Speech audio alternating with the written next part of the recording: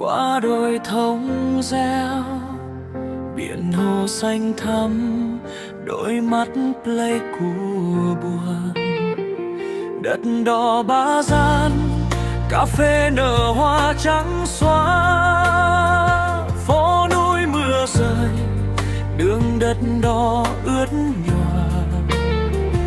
Nhà rông cao vút, tiếng cồng chiêng vang xa.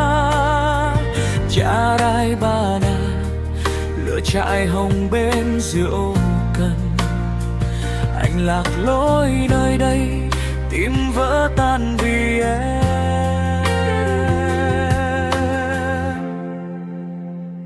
Ôi Pleiku ơi, đôi mắt em đẹp thế, trái tim anh tan vỡ, không dám nhìn sâu hơn. Biển hồ đầy nước mắt, sóng vỗ vào núi rừng. Gia Lai huyền thoại, anh mãi mãi không quên. Pleiku ơi, em đẹp lắm. Pleiku ơi, Pleiku ơi.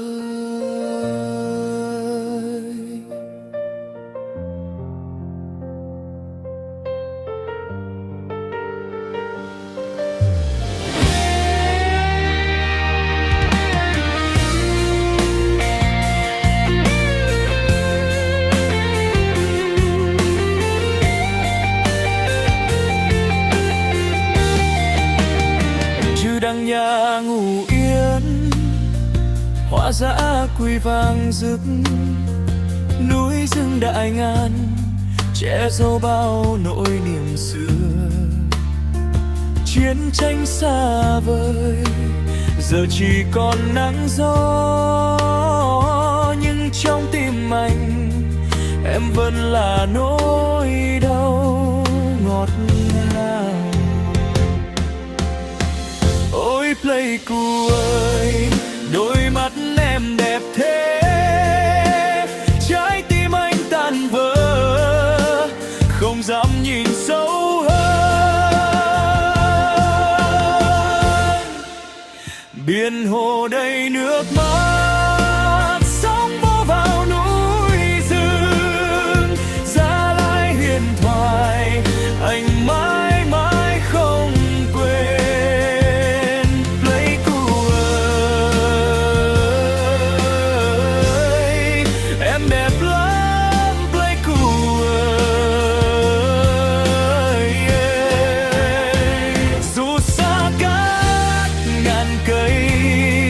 Anh vẫn nghe tiếng gọi từ phố núi cao nguyên, tình yêu bất diệt này.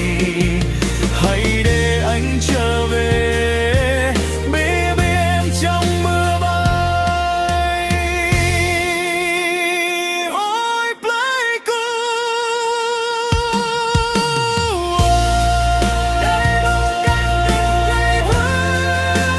rồi từ từ hát xuống.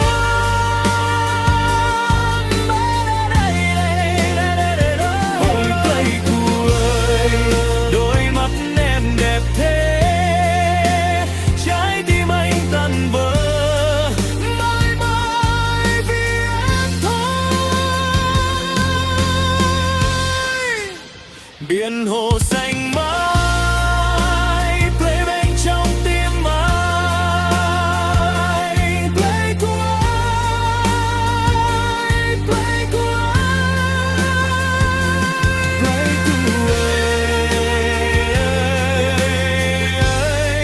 em đẹp lắm. Pleiku ơi, Pleiku ơi,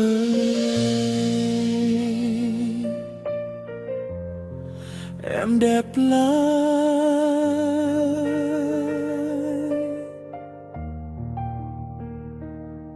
Pleiku ơi.